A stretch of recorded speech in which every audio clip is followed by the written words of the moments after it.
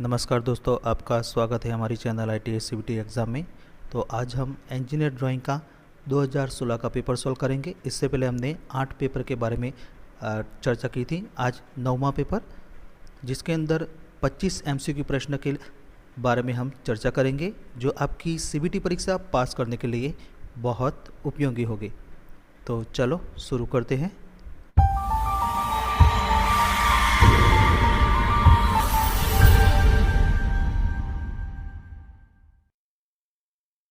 तो पहला प्रश्न। तो दोस्तों, इस वीडियो में जो भी प्रश्न ब्लू कलर से हाईलाइट किया है वो प्रश्न हम इससे पहले 8 पेपर के बारे में चर्चा की थी। इसके अंदर जो प्रश्न था यहाँ फिर से रिपीट होता है, तो ये प्रश्न यहाँ रिपीट होता है। Lettering on A drawing sheet should have, यानी कि ड्राइंग शीट पर लेटरिंग में होना चाहिए। तो दोस्तों, यहाँ रिक्त की पूर्तता करनी है। तो ऑप्शन ए, एक वाक्य में बड़े अक्षर में केवल पहला अक्षर, यानी कि in a sentence only first alphabet in capital letter. B, सभी अक्षर छोटे अक्षरों में, यानी कि all alphabet in small letters. C, वाक्य में केवल संक्षिप्ताक्षर ही बड़े अक्षर में होते हैं, यानी कि in a sentence only abbreviation are capital letter. और डी, सभी अक्षर बड़े अक्षरों में, यानी कि all alphabet in capital letters. तो इसका सही जवाब है ऑप्शन नंबर डी, सभी अक्षर बड़े अक्षरों में, यानी कि all alphabets in capital letter. इसके बाद अगला सवाल, तो ये प्रश्न भी यहाँ रिपीट होता है। Which of the following compass is use to draw very large circle, यानी कि निम्नलिखित में से किस कंपास का प्रयोग बहुत बड़े वृत्त यानी कि सर्कल बनाने के लिए किया जाता है। तो option A beam, B large, C bow और डी ड्रॉप। तो इसका सही जवाब है ऑप्शन नंबर ए बीम। तो दोस्तों, यहाँ पे हमने बीम कंपास की फिगर भी रखी है, जिसका प्रयोग बहुत बड़े वृत्त यानी कि सर्कल बनाने के लिए किया जाता है। इसके बाद अगला सवाल, ये प्रश्न भी यहाँ रिपीट होता है। The designation of sheet of size 594 by 841 is, यानी कि 594 बाय 841 साइज की सीट का पदनाम क्या है। तो ऑप्शन ए A0, बी A1, सी A3 और डी A2। तो इसका सही जवाब है ऑप्शन नंबर बी A1। तो यहाँ पे हमने टेबल भी रखा है और अलग अलग जो साइड की सीटें होती है, इसकी विड्थ और लेंथ यानी कि चौड़ाई और लेंथ भी यहाँ दिखाई गई है। तो हमारे प्रश्न के अंदर जो साइज दी है 594 बाय 841, तो इसका जो सीट साइज है A1 है। इसके बाद अगला सवाल, विच of the following is softest pencil, यानी कि निम्नलिखित में से कौन सा सबसे कोमल यानी कि नरम पेंसिल है। तो option A 3B, B 1B, C HB और डी 3H। तो उसका सही जवाब है ऑप्शन नंबर ए 3B। तो यहाँ पे अलग अलग प्रकार की जो पेंसिल का ग्रेड आता है, इसकी फिगर भी हमने ली है। तो हमारे प्रश्न के अंदर जो ऑप्शन दिए हैं उनमें से सबसे सॉफ्टेस्ट यानी कि कोमल यानी कि नरम जो पेंसिल का ग्रेड है वो 3B है। इसके बाद अगला सवाल, the main integrate of pencil lead are, यानी कि पेंसिल लीड के मुख्य तत्व है। तो यहाँ रिक्त की पूर्तता करनी है। तो ऑप्शन ए ग्रेफाइट और मिट्टी, यानी कि ग्रेफाइट एंड क्ले। बी सीसा और ग्रेफाइट, यानी कि लीड एंड ग्रेफाइट। सी मिट्टी और सीसा, यानी कि क्ले एंड लीड। और डी इनमें से कोई नहीं, यानी कि नॉन ऑफ दैज। तो उसका सही जवाब है ऑप्शन नंबर ए ग्रेफाइट और मिट्टी, यानी कि ग्रेफाइट एंड क्ले। इसके बाद अगला सवाल, the line connecting a view to not is called, यानी कि किसी व्यू को नॉट से जुड़ने वाली रेखा कहलाती है। तो ऑप्शन ए आयाम रेखा, यानी कि dimension line. B projection line, C leader line और डी एरो हेड। तो उसका सही जवाब है option number C leader line. तो दोस्तों, यहाँ पे हमने एक ऑब्जेक्ट की फिगर भी ली है। तो यहाँ आप देख सकते हो कि डायमीटर सर्कल का जो व्यास यानी कि डायमीटर है वो दर्शाने के लिए हमने यहाँ लीडर लाइन का प्रयोग किया है। इसके बाद अगला सवाल, ये प्रश्न यहाँ रिपीट होता है। A line drawn with a long section short dash and another long section is A, यानी कि एक लंबे खंड छोटे डैश और दूसरे लंबे खंड के साथ खींची गई रेखा एक है। तो यहाँ रिक्त की पूर्तता करनी है। तो ऑप्शन ए छिपी विशेषता, यानी कि हिडन फीचर्स। बी वृत्त का केंद्र, यानी कि सेंटर ऑफ ए सर्कल। सी एक छिपे हुए सिलेंडर का केंद्र अक्ष, यानी कि centre axis of A hidden cylinder. और डी त्रिज्या का केंद्र, यानी कि सेंटर ऑफ रेडियस। तो इसका सही जवाब है ऑप्शन नंबर सी एक छिपे हुए सिलेंडर का केंद्र अक्ष, यानी कि centre axis of A hidden cylinder. तो सिलेंडर की यहाँ हमने एक फिगर भी ली है और उसका साइड व्यू और फ्रंट व्यू भी यहाँ दिखाया है, और उसका जो सेंटर लाइन है वो लॉन्ग सेक्शन शॉर्ट डैशेज से यहाँ दर्शाया गया है, जिसे सेंटर लाइन कहते हैं। इसके बाद अगला सवाल, ये प्रश्न भी यहाँ रिपीट होता है। In lettering while drawing lower case letter the text body height is about of the capital letters, यानी कि लोअर केस अक्षरों को खींचते समय अक्षरों में टेक्स्ट बॉडी की ऊंचाई बड़े अक्षरों से लगभग होती है। तो यहाँ रिक्त की पूर्ता करनी है। तो ऑप्शन ए समान ऊंचाई यानी कि सेम हाइट, बी 3/4 ऊंचाई, सी 2/3 ऊंचाई और डी 1/2 ऊंचाई। तो उसका सही जवाब है ऑप्शन नंबर सी 2/3 ऊंचाई। तो दोस्तों यहाँ पे जो फिगर हमने ली है तो आप देख सकते हो कि लोअर केस की जो हाइट यानी कि ऊंचाई जो होती है वो अपर केस यानी कि कैपिटल जो लेटर होते हैं इससे 2/3 ऊंचाई होती है। इसके बाद अगला सवाल, generally incline letter are keep incline about, यानी कि आमतौर पर झुके हुए अक्षर को में झुकाकर रखा जाता है। तो यहाँ रिक्त की पूर्ता करनी है। तो option A 35 degree, B 25 degree, C 57 degree और डी 75 डिग्री। तो उसका सही जवाब है ऑप्शन नंबर डी 75 डिग्री। तो यहाँ हमने इंक्लाइन लेटरिंग की फिगर भी ली है जो 75 पर इंक्लाइन यानी कि झुकी हुई होती है। इसके बाद अगला सवाल, in orthographic projection the ray are assume to, यानी कि ऑर्थोग्राफिक अनुमानों में किरणों को माना जाता है। तो यहाँ रिक्त की पूर्ता करनी है। तो ऑप्शन ए स्टेशन बिंदु से डाइवर्ज, बी स्टेशन बिंदु से कन्वर्ज, सी समांतर रहे यानी कि बी पैरेलल और डी इनमें से कोई नहीं यानी कि नॉन ऑफ दैट। तो उसका सही जवाब है ऑप्शन नंबर सी समांतर रहे यानी कि बी पैरेलल। तो यहाँ हमने समझ के लिए एक फिगर भी ली है कि जो ऑब्जेक्ट है तो इनमें से जो रे ऑफ साइट यानी कि जो प्रोजेक्शन जो होते हैं वो एक दूसरे से समांतर यानी कि पैरेलल होते हैं।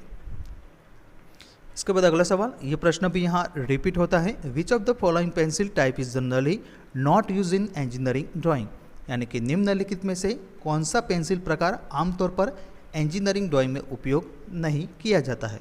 तो option A 5B, B 1H, C HB और डी 2H। तो उसका सही जवाब है ऑप्शन नंबर ए 5B। तो दोस्तों आमतौर पर 2H, H और HB जो पेंसिल है वो जनरली इंजीनियरिंग ड्राइंग में उसका उपयोग किया जाता है। 2H है वो dimension line, centre line, section line और हिडन लाइन को लिए उपयोग किया जाता है। इसके बाद जो H जो पेंसिल का ग्रेड है वो ऑब्जेक्ट लाइन और लेटरिंग के लिए, और HB जो ग्रेड की पेंसिल है वो डायमेंशन और बाउंड्री लाइन के लिए उपयोग किया जाता है। इसके बाद अगला सवाल, RF on A drawing indicate, यानी कि एक ड्राइंग पर RF इंगित करता है। तो ऑप्शन ए ड्राइंग में एक रेखा की लंबाई प्रति वस्तु पर रेखा की वास्तविक लंबाई, बी वस्तु पर रेखा की वास्तविक लंबाई प्रति ड्राइंग में रेखा की लंबाई, सी त्रिज्या अंश यानी कि रेडियस फ्रैक्शन और डी संदर्भ फाइल यानी कि रेफरेंस फाइल। तो उसका सही जवाब है ऑप्शन नंबर ए ड्राइंग में एक रेखा की लंबाई प्रति वस्तु पर रेखा की वास्तविक लंबाई यानी कि length of A line in the drawing by actual length of the line on the object. इसके बाद अगला सवाल, तो ये प्रश्न भी यहाँ रिपीट होता है। Is use to indicate many unit in drawing, यानी कि का उपयोग एक ड्राइंग में कई इकाइयों को इंगित करने के लिए किया जाता है। तो option A plain scale, B vernier scale, C विकर्ण स्केल यानी कि डायगोनल स्केल और डी तुलनात्मक स्केल यानी कि कंपैरेटिव स्केल। तो उसका सही जवाब है ऑप्शन नंबर सी विकर्ण स्केल यानी कि डायगोनल स्केल। इसके बाद अगला सवाल, a scale of chord is use to measure, यानी कि स्केल ऑफ कॉर्ड का उपयोग को मापने के लिए किया जाता है। तो यहाँ रिक्त की पूर्ता करनी है। तो ऑप्शन ए चाप की लंबाई यानी कि length of an arc, B वृत्त का केंद्र यानी कि centre of a circle, C cylinder का केंद्र यानी कि सेंटर ऑफ ए सिलेंडर और डी कोणों यानी कि एंगल्स। तो इसका सही जवाब है ऑप्शन नंबर डी कोणों यानी कि एंगल्स। इसके बाद अगला सवाल, तो ये प्रश्न भी यहाँ रिपीट होता है। Generally the length and width of the drawing sheet are in the ratio, यानी कि आमतौर पर ड्राइंग शीट की लंबाई और चौड़ाई का अनुपात होता है। तो यहाँ रिक्त की पूर्ता करनी है। तो ऑप्शन ए 1:1.5, बी 1/√2, सी √2/1 और डी 1/1.15। तो इसका सही जवाब है ऑप्शन नंबर सी √2/1। तो यहाँ पे हमने एक नोट भी रखा है कि भारतीय मानक ब्यूरो यानी कि BIS के अनुसार एक ड्राइंग शीट की लंबाई और चौड़ाई का अनुपात √2/1 होना चाहिए और √2 की जो कीमत है वो 1.41 है। इसके बाद अगला सवाल, तो ये प्रश्न भी यहाँ रिपीट होता है। The French curve are use to draw, यानी कि फ्रेंच वक्र का उपयोग को खींचने के लिए किया जाता है। तो यहाँ रिक्त की पूर्णता करनी है। तो ऑप्शन ए बड़े वृत्त यानी कि लार्ज सर्कल्स, बी अर्धवृत्त यानी कि सेमी सर्कल्स, सी जहाँ वक्रता त्रिज्या भिन्न होती है, और डी इनमें से कोई नहीं यानी कि नॉन ऑफ दिस। तो उसका सही जवाब है ऑप्शन नंबर सी, जहाँ वक्रता त्रिज्या भिन्न होती है, यानी कि where the radius of curvature varies. तो यहाँ पे हमने फ्रेंच कर्व की जो सेट स्क्वायर में सेट दिया है, इसमें राइट हैंड जो सेट स्क्वायर है, तो इसके अंदर जो दो दिए हैं उसको फ्रेंच कर्व कहते हैं, और उसका प्रयोग जहाँ वक्रता त्रिज्या भिन्न होती है वो खींचने के लिए इस प्रकार का फ्रेंच कर्व का उपयोग किया जाता है। इसके बाद अगला सवाल, ये प्रश्न भी यहाँ रिपीट होता है। The dimension of an arrow head are in ratio of, यानी कि एक एरो हेड चौड़ाई बाय लंबाई के आयाम के अनुपात में है। तो ऑप्शन ए 1/3, बी 3/1, सी 1/2 और डी 2/1। तो उसका सही जवाब है ऑप्शन नंबर ए 1/3। तो दोस्तों यहाँ एरोहेड की फिगर भी रखी है, आप देख सकते हो कि एरोहेड की जो लंबाई होती है वो उसकी चौड़ाई यानी कि विड्थ से 3 गुना ज़्यादा होती है। इसके बाद अगला सवाल, क्लिनोग्राफ इज यूज्ड टू ड्रॉ, यानी कि क्लिनोग्राफ का उपयोग बनाने के लिए किया जाता है। तो ऑप्शन ए धुमावदार रेखाएं यानी कि कर्व्ड लाइंस, बी समांतर रेखाएं यानी कि पैरेलल लाइंस, सी आर्क और डी वृत्त यानी कि सर्कल। तो उसका सही जवाब है ऑप्शन नंबर बी समांतर रेखाएं यानी कि पैरेलल लाइंस। तो इसकी फिगर भी हमने यहाँ रखी है, जिसका उपयोग समांतर रेखाएं यानी कि पैरेलल लाइन ड्रॉ करने के लिए किया जाता है। इसके बाद अगला सवाल, chain thin line thick it end change of direction are use for, यानी कि सिरों पर मोटी श्रृंखला पतली रेखाएं और दिशाओं में परिवर्तन के लिए उपयोग किया जाता है। तो ऑप्शन ए दृश्यमान एज यानी कि visible edge, B hidden edge, C cutting plane और डी प्रक्षेप पथ यानी कि ट्रैजेक्टरीज। तो उसका सही जवाब है option number C cutting plane. तो दोस्तों यहाँ पे हमने 3 अलग अलग फिगर भी रखी है। तो आप पहली फिगर है तो ये ऑब्जेक्ट की है, और इस ऑब्जेक्ट को हम सेंटर में से ऐसे कटिंग करेंगे तो ये जो लाइन जो ड्रॉ करी है दोनों साइड जो एरो हेड है, तो उसको कटिंग प्लेन कहा जाता है। इसके बाद अगला सवाल, section line are usually drawn at, यानी कि अनुभाग रेखाएं आमतौर पर खींची जाती है। तो option A 60 degree, B 30 degree, C 45 degree और डी 75 डिग्री। तो उसका सही जवाब है ऑप्शन नंबर सी 45 डिग्री। तो दोस्तों सेक्शन लाइन जो होती है वो 45 डिग्री पे खींची जाती है।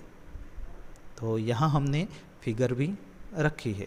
इसके बाद अगला सवाल, a line specify as thick line should be drawn time thick than the thin line as a per BSI, यानी कि मोटी रेखा के रूप में निर्दिष्ट एक रेखा BIS के अनुसार पतली रेखा से गुना मोटी खींची जानी चाहिए। तो यहाँ रिक्त की पूर्णता करनी है। तो ऑप्शन ए 3, बी 2.5, सी 6 और डी 1.5। तो उसका सही जवाब है ऑप्शन नंबर सी 6। तो यहाँ हमने एक नोट भी रखी है कि थिकनेस ऑफ लाइन। तो यहाँ the thickness of line in engineer drawing have 3 group, thick, medium and thin. Thick line 3 time thicker than the medium line and medium line is 2 time thicker than thin line. तो दोस्तों हमारे प्रश्न के अंदर जो प्रश्न पूछा है तो इसमें थिक लाइन है वो थिन लाइन से कितनी गुना होनी चाहिए। तो इसका जवाब है 6। इसके बाद अगला सवाल, dashed line are also known as, यानी कि डैशेड लाइनों को के रूप में भी जाना जाता है। तो ऑप्शन ए छिपी हुई रेखा यानी कि हिडन लाइन, बी मध्य रेखा यानी कि मिडल लाइन, सी निरंतर रेखा यानी कि कंटिन्यूस लाइन और डी आंशिक रेखा यानी कि पार्शियल लाइन। तो उसका सही जवाब है ऑप्शन नंबर ए छिपी हुई रेखा यानी कि हिडन लाइन। इसके बाद अगला सवाल, least count of vernier caliper is, यानी कि वर्नियर कैलिपर की लिस्ट काउंट है। तो option A 0.01 mm, B 0.025 mm, C 0.02 mm और डी इनमें से कोई नहीं, यानी कि नॉन ऑफ दिस। तो इसका सही जवाब है ऑप्शन नंबर सी 0.02 mm। तो दोस्तों यहाँ पे हमने वर्नियर कैलिपर की फिगर भी ली है जिसकी लिस्ट काउंट 0.02 mm है। और दोस्तों माइक्रोमीटर की जो लिस्ट काउंट पूछी गई हो तो इसकी लिस्ट काउंट है 0.01 mm। इसके बाद अगला सवाल, तो ये प्रश्न भी यहाँ रिपीट होता है। The recommended method of dimensioning a sphere with diameter 80 mm is, यानी कि 80 मिलीमीटर व्यास वाले एक गोले का आयाम देने की अनुशंसित विधि है। तो यहाँ रिक्त की पूर्ता करनी है। तो ऑप्शन ए 85S, बी 580S, सी S85 और डी S580। तो इसका सही जवाब है ऑप्शन नंबर डी S580। तो यहाँ स्पेरिकल डायमीटर भी फिगर भी ली है और जो इस स्पेयर की जो डायमेंशन यानी कि जो आयाम देने की जो विधि है तो वो ऐसे होती है। पहले S फॉर स्पेयर, इसके बाद 5 का सिंबल और बाद में जो माप का स्पेयर है गोला तो उसका माप यहाँ लिखना है, यानी कि 80। इसके बाद अगला सवाल, 2 और more circle having common centre are called, यानी कि समान केंद्र वाले 2 या 2 से अधिक वृत्त कहलाते हैं। तो यहाँ रिक्त की पूर्ता करनी है। तो ऑप्शन ए संकीर्ण वृत्त यानी कि एसेंट्रिक सर्कल्स, बी एलिप्स, सी सकेंद्रित वृत्त यानी कि कॉन्सेंट्रिक सर्कल्स और डी परवलय यानी कि पैराबोला। तो उसका सही जवाब है ऑप्शन नंबर सी सकेंद्रित वृत्त यानी कि कॉन्सेंट्रिक सर्कल्स। तो हमने यहाँ फिगर भी ली है। पहली जो लेफ्ट साइड की जो फिगर है वो कॉन्सेंट्रिक सर्कल की है जिसमें समान केंद्र वाले 2 या 2 से अधिक वृत्त है उसे सकेंद्रित वृत्त कहते हैं। और दूसरी राइट हैंड वाली जो फिगर है इसमें जो सर्कल यानी कि वृत्त जो दिए हैं इसका सेंटर अलग अलग है, यानी कि एक सेंटर नहीं है। तो इस टाइप की जो सर्कल होते हैं उसे एसेंट्रिक सर्कल यानी कि संकीर्ण वृत्त कहते हैं। तो दोस्तों नेक्स्ट वीडियो के अंदर हम पेपर नंबर 10 के बारे में चर्चा करेंगे।